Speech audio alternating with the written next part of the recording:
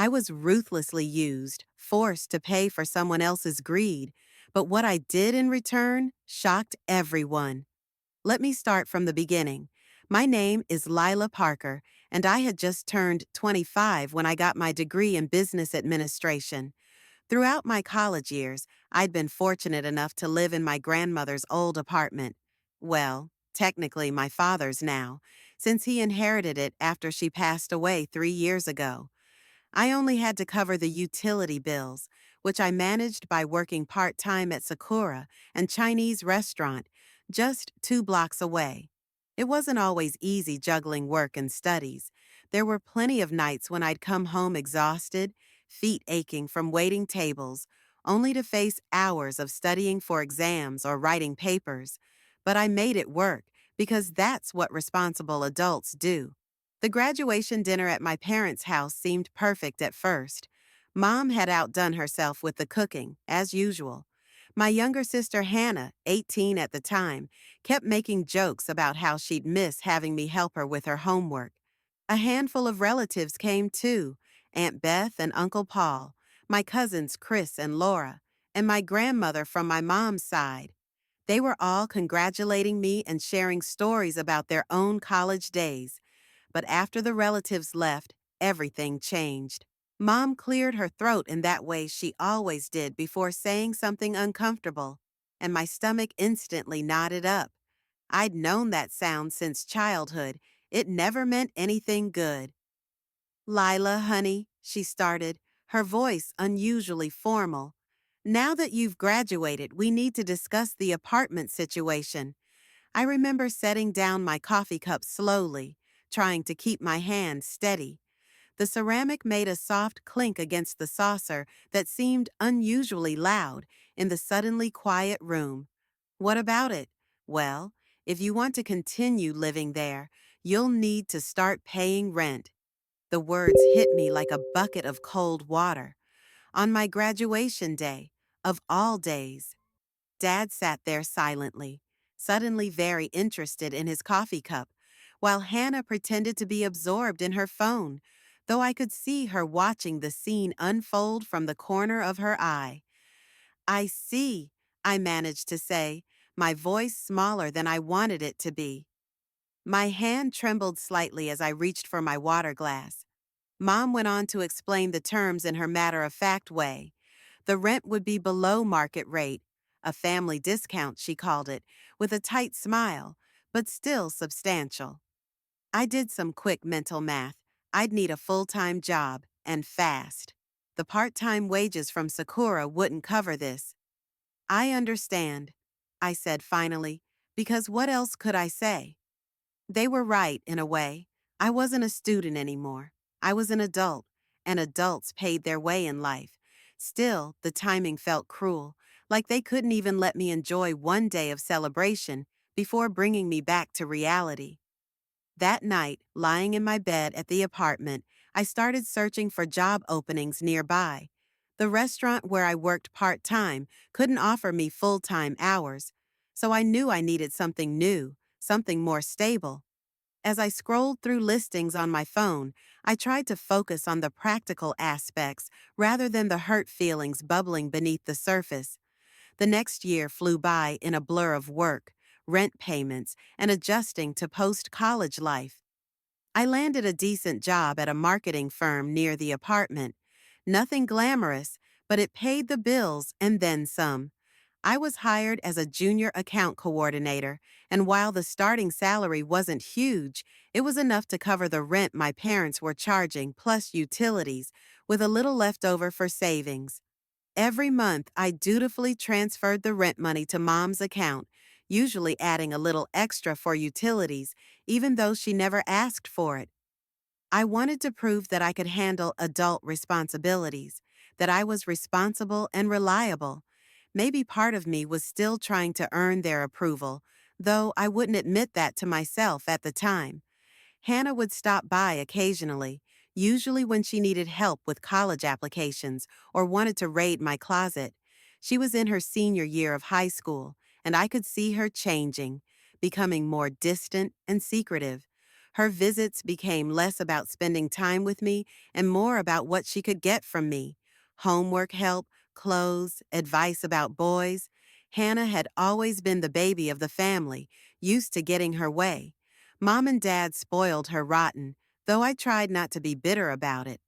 They'd never made her get a part-time job like I had, never pushed her to be independent. She started dating Ethan around this time. He was a year older than her, working part-time at the mall's game store. The first time she brought him to my apartment, I wasn't particularly impressed. He seemed nice enough, but there was something about him that set off warning bells. Maybe it was the way he talked about getting rich quick, or how he seemed to expect everyone to take care of him. Then came the phone call that would change everything. "Tomorrow, you need to come over right away."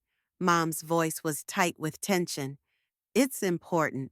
I assumed it would be about Hannah's college plans. She'd been waffling between several schools, and I figured Mom wanted my input. Maybe they needed help with financial planning or wanted to discuss scholarship options. Hannah had decent grades, not spectacular like mine had been, but good enough to get into a state school. How wrong I was. When I arrived at my parents' house that evening, the atmosphere was strange. Mom and Dad sat rigidly on their usual spots on the couch, while Hannah perched on the armchair, looking smug. That was the only word for it. "Sit down, Lila," Dad said, his voice gravelly. He looked older somehow, tired in a way I hadn't noticed before. I sat on the edge of the ottoman, my heart pounding. Whatever this was, it wasn't about college applications. "Hannah is pregnant," Mom announced without preamble. I sat there stunned, trying to process what I'd just heard. My 18-year-old sister was pregnant by her part-time mall employee boyfriend. I noticed Mom's hands twisting in her lap, a nervous habit she'd had since I was little. "There's something else we need to discuss," Mom said, straightening her back and smoothing her skirt. "Hannah and Ethan will need a place to live. They'll be moving into the apartment." I felt like I'd been slapped. The room started spinning slightly, and I had to grip the edge of the ottoman to steady myself. "Excuse me?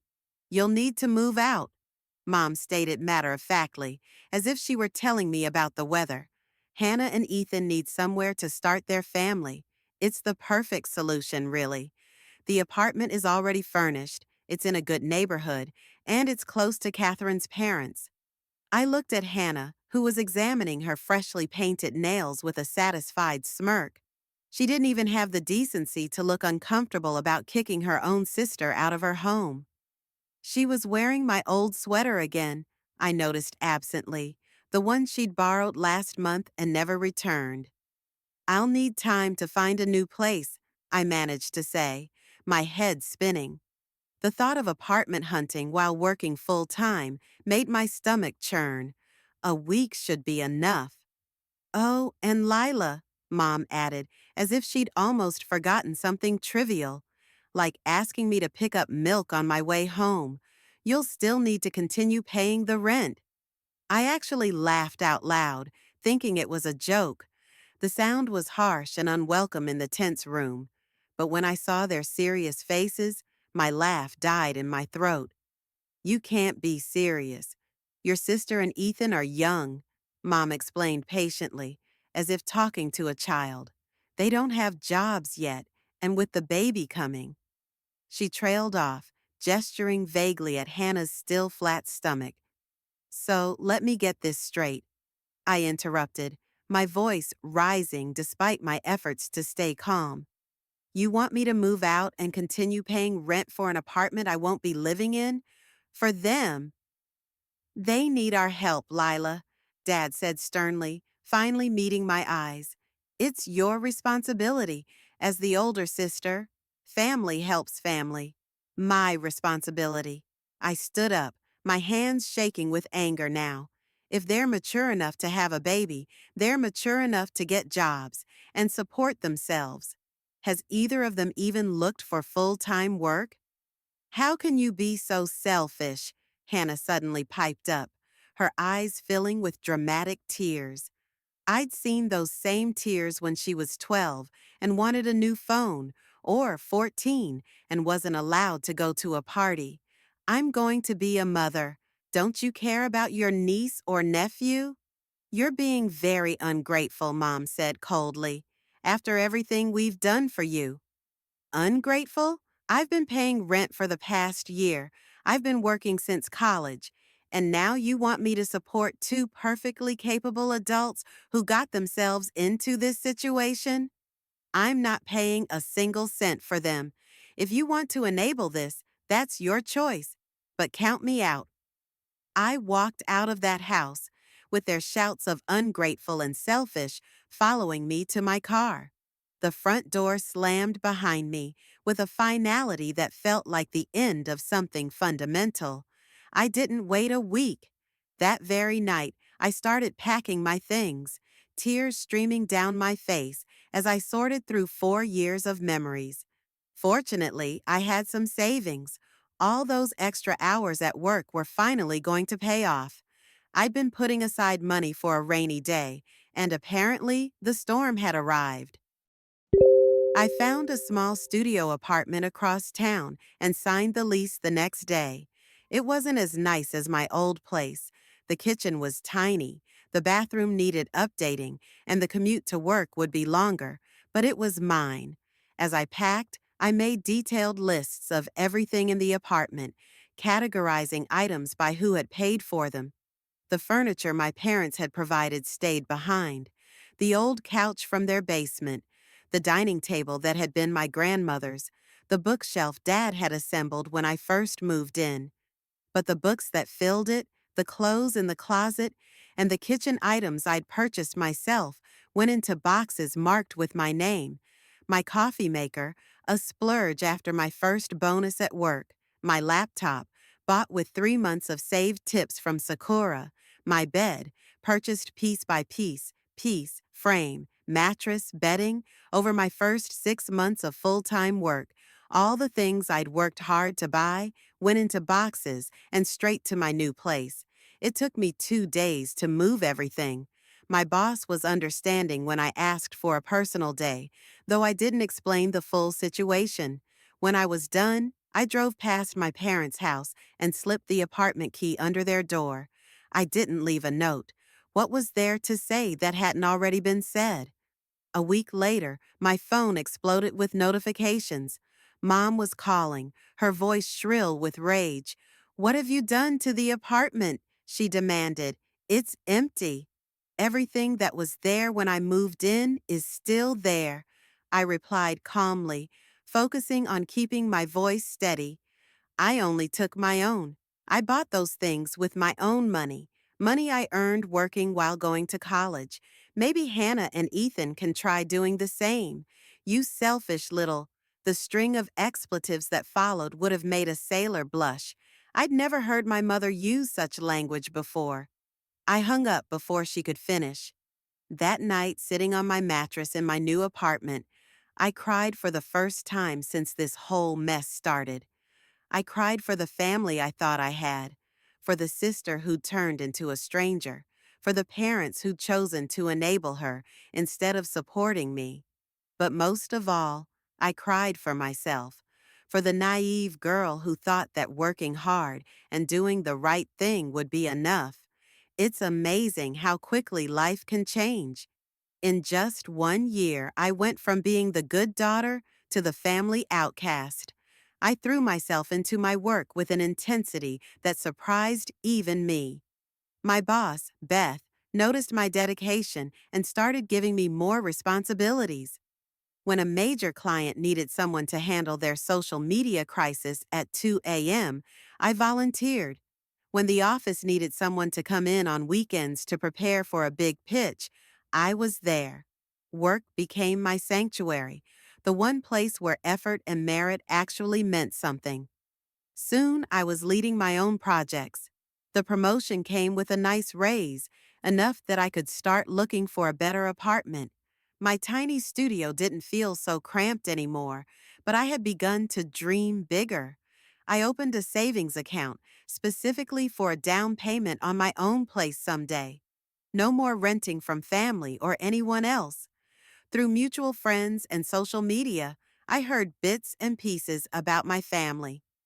Hannah had given birth to a boy, my nephew, though I'd never met him. There were plenty of pictures posted online, a tiny face wrapped in a blue blanket, pudgy hands reaching for the camera, first smiles captured and shared with the world. Hannah and Catherine, still just engaged, playing house in my old apartment while my parents footed all their bills.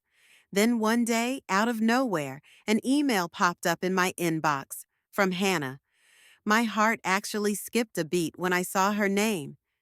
"Hey sis," it read, as if the past year had never happened, as if she hadn't participated in kicking me out of my home. "Hope you're doing well. I heard you got a promotion. Congratulations. I'd love for you to come visit and meet your nephew.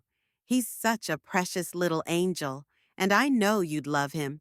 Plus, I've heard you're doing really well financially now.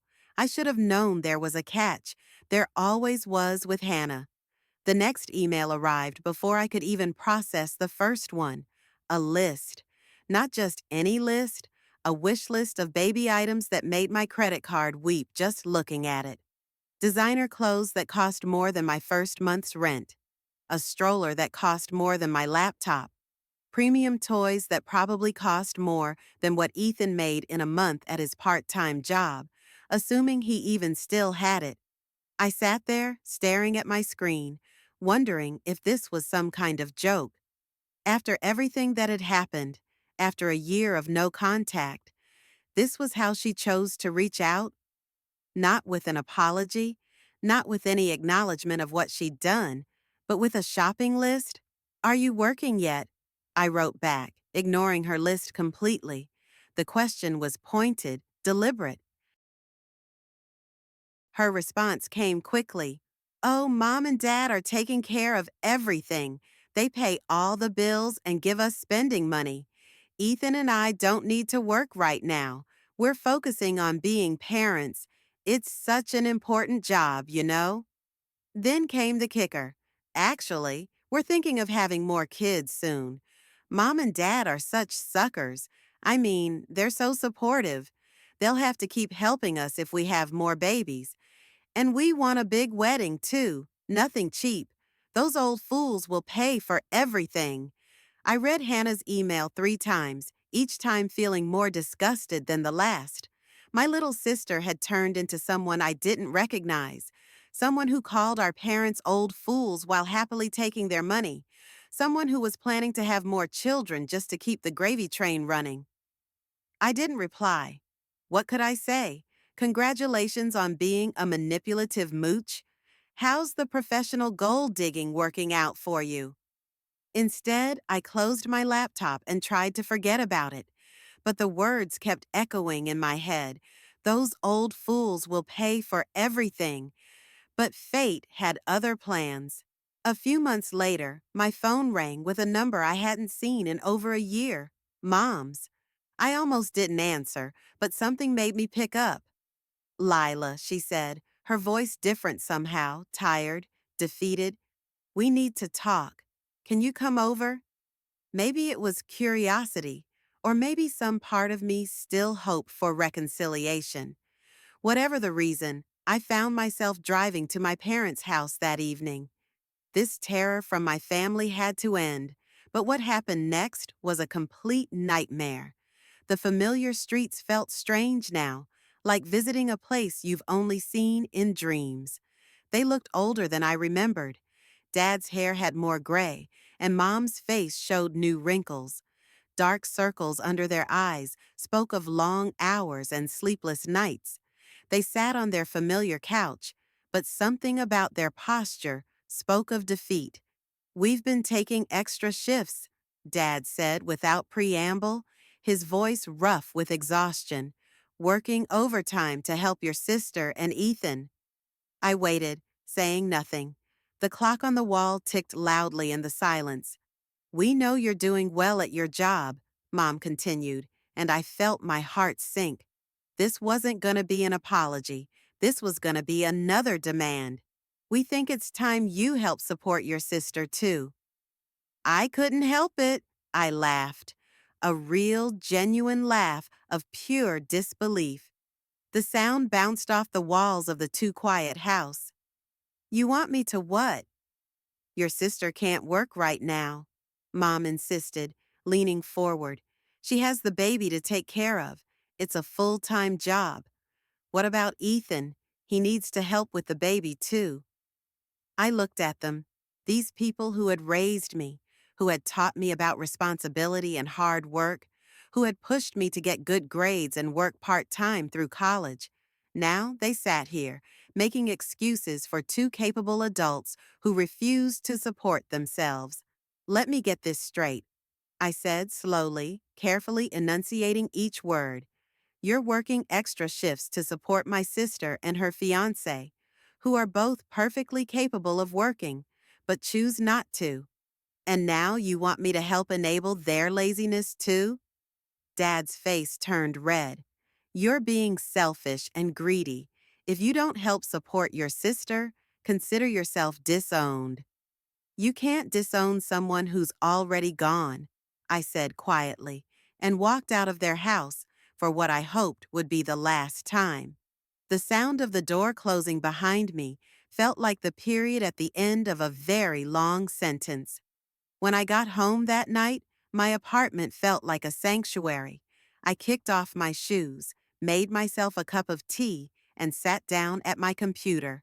My hands were steady as I opened my email and found Hannah's message from months ago, the one where she bragged about manipulating our parents, called them old fools, and outlined her plan to avoid work by having more children.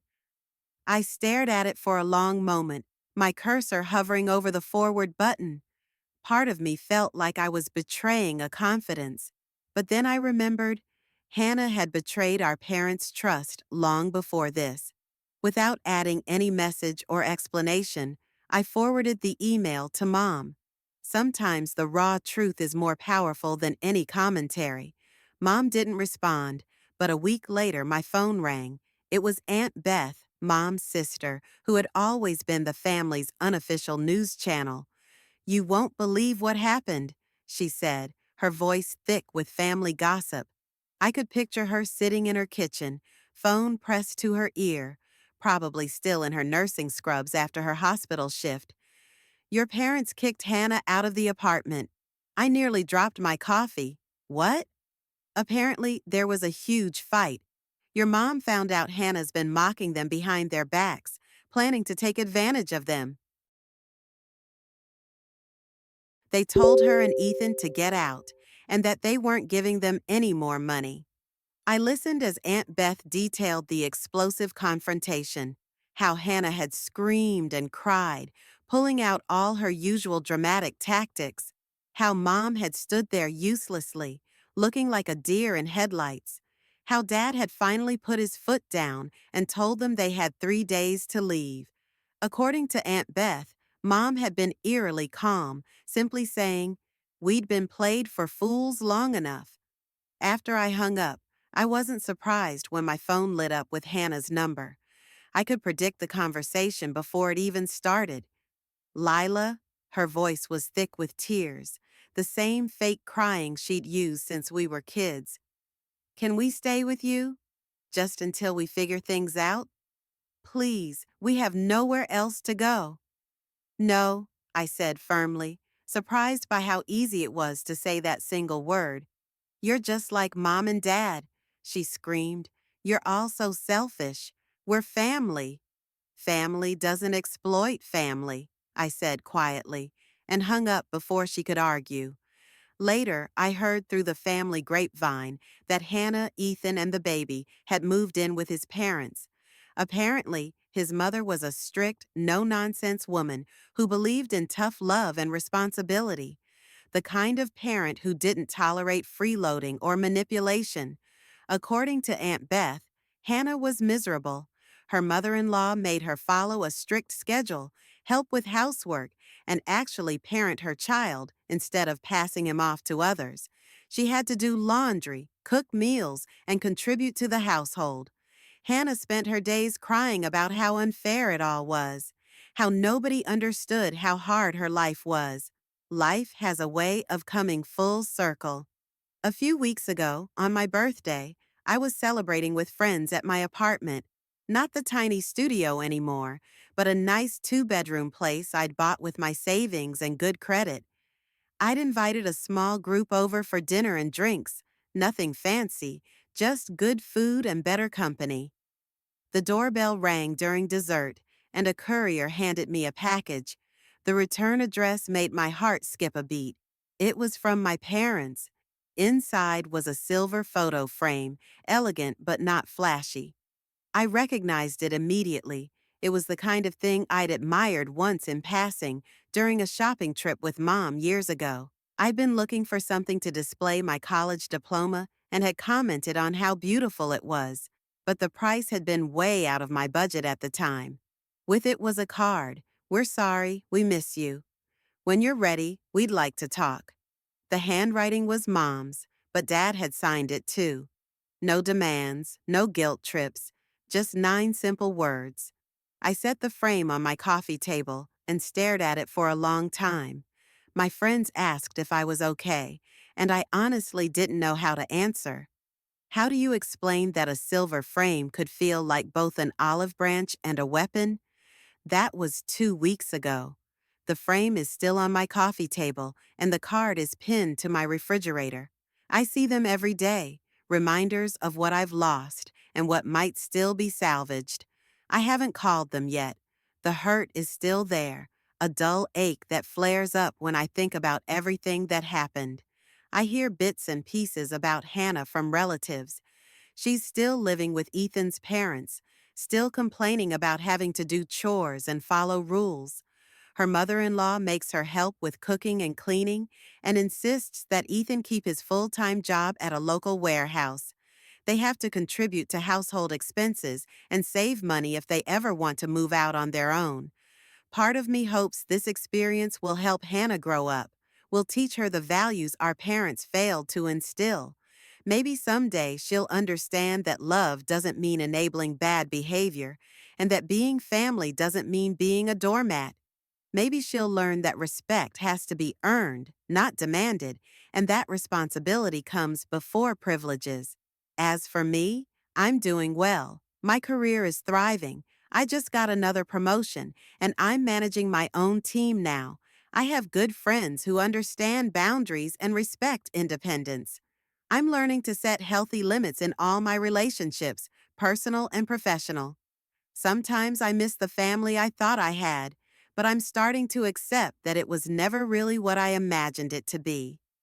The silver frame sits on my coffee table, both a reminder of what I've lost and a possibility of what might be rebuilt someday, when I'm ready, when the hurt has faded enough for forgiveness to take root, when I can look at my parents without seeing the people who chose to enable my sister's worst behavior over supporting my independence. But for now, I'm focusing on my own life, my own growth, my own journey. My apartment is slowly becoming a home, filled with things I've chosen and earned. I'm planning a vacation for next month, my first real one since college,